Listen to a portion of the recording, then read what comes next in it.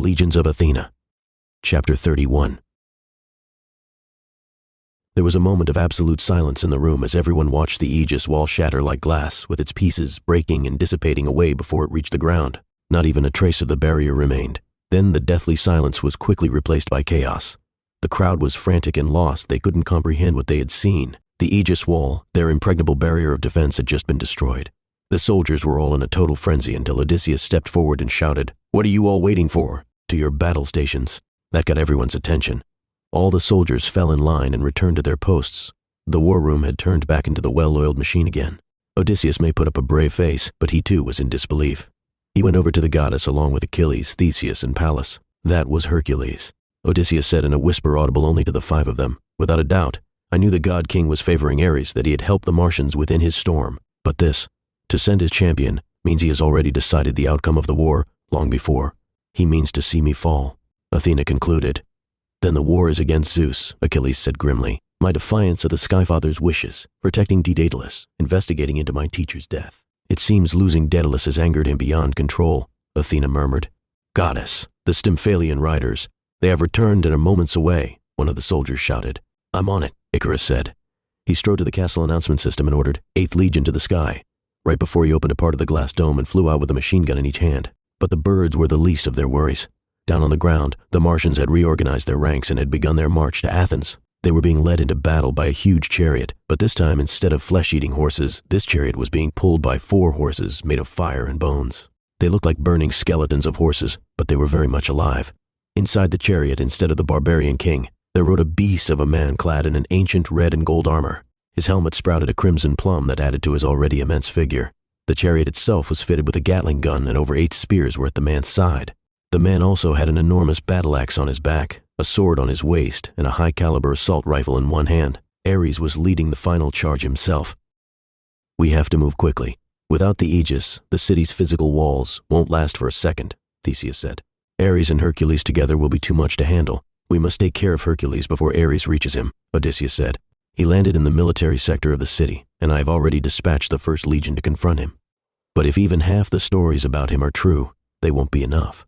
Athena closed her eyes for a moment to think. She said, "Odysseus, Achilles, Theseus, I want all 3 of you to go up against Hercules. Hold him back at any cost. Lady Pallas, issue the orders to evacuate the city." "But what of you?" questioned Pallas.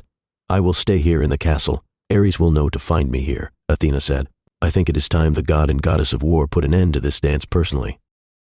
Maximus and the others had just received word that the city was to be evacuated. "It sounds like Athena has already admitted defeat," Mia had whispered.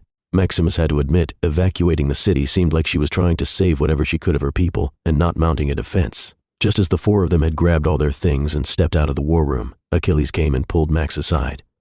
"Maximus, I am going to stay back to fight," Achilles confided. "Then let me help you." "I could," Max began, but Achilles cut him off. "No, but I do have an important task for you," Achilles said as he proceeded to pull out the small metal cube out of his pocket and gave it to Maximus.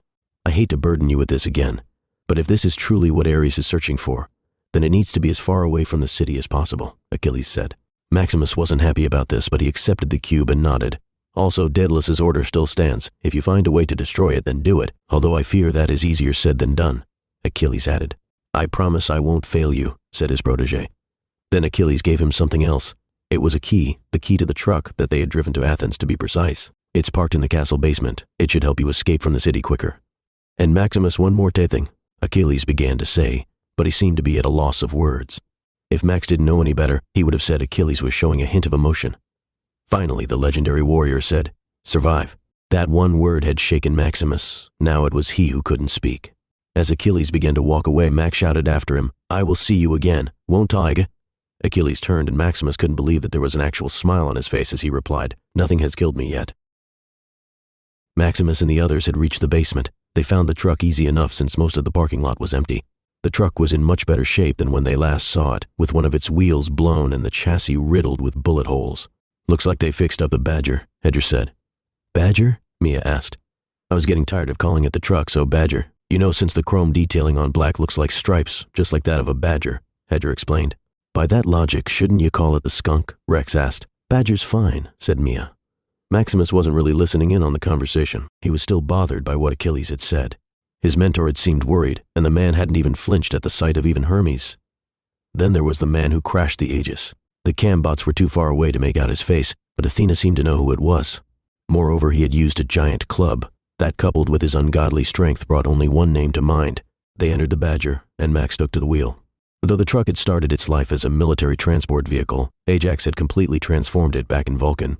Now the back portion housed 4 beds and even a small fridge. But at a time like this, these weren't the modifications Max was concerned about. He flicked a switch below the steering wheel, and 2 large caliber guns popped out from either side of the hood. "Good, they have ammunition," he said. "Will we need those?" Mia asked nervously.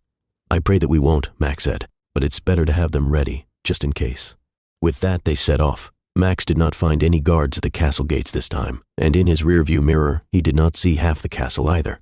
The Owl's Nest had lost its former glory, with all its grand towers currently lodged inside the carcass of the serpent Drakon. The scene outside was vastly different as well. The streets that had been too crowded to move in during the festival were all completely deserted now. Every once in a while they did spot other people, but they too seemed to be trying to rush out of the city. "Looks like no one's home," Hedger commented. "Athena had the city evacuated at the start of the war, remember?" Mia said. "She probably had intel on the Drakon. A thing that big would have been hard to be kept secret. She must have sent everyone packing just in case she couldn't stop it," Rex added. "But she did stop it," Hedger said. "Are we going to ignore the fact that the Aegis which withstood the onslaught of a Drakon was taken down by one man? I know the picture wasn't very clear, but the huge club, that monstrous strength and a golden armor like the famous armor made from the golden skin of the Nemean lion. You think that was Hercules?" Mia asked. Maximus slammed the brakes, bringing the truck to a halt. He turned to the others and said, "We have to go back."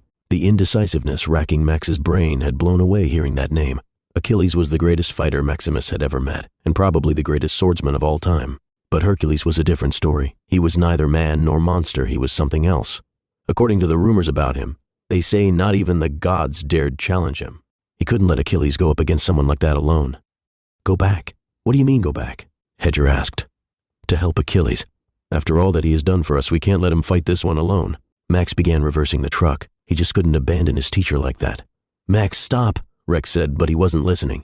He was busy turning the Badger around. The other 3 were still telling him to stop, but Max was determined to get back. So Rex removed him from the driver's seat and tossed him to the pillion. He then grabbed his friend by the shoulders and said, "Max, look at me. I know you don't care about Athens, but this is Achilles we're talking about. Look at me." Rex shouted and Max shut up. "Now I had half my body chopped off by an Athenian," Rex said, "and I've had to be in the same building as him all these days. Heck, I was in the same damn room as him moments ago. And do you know what I realized? Do you know what pained me the most?" Rex's eyes bored into Max. He had never seen him so serious before. "It wasn't that I was still powerless against him. It wasn't having to relive that memory each time I saw him. It was that he didn't even recognize me," said the Minotaur. Max calmed down at these words. Rex let him go and said, "Theseus, who had haunted my nightmares, didn't even know I existed, because that's what we are to them. Insignificant. Max, what you got to get through that thick skull of yours is that Theseus, Odysseus, Achilles, and all the other big names we've run across, these guys are immortals, and they have been fighting ever since my granddad was a toddler, some much before that. So what exactly are you going to do in a fight between demigods?" Maximus had no answer to that. "I get how you feel, but the truth is Achilles has a much better chance against Hercules and whatever else is out there if he doesn't have to worry about saving our asses," Rex said. "So the best thing we can do to help is to get the hell out of here." Max knew he was right. He didn't like it, but he knew it was the truth. In a battle of gods and immortals, he would only be in the way. Yet again, he felt so weak, so powerless. He would have to change that. They drove silently after that. They made good time through the empty streets, and soon they were far from the castle. They were heading for the southern gate, which was farthest away from battle. No one spoke, and Max didn't care. Every molecule in his body wanted to head back and fight. But he felt helpless. There was nothing he could do, just like how he could do nothing when Daedalus died. But then the road exploded.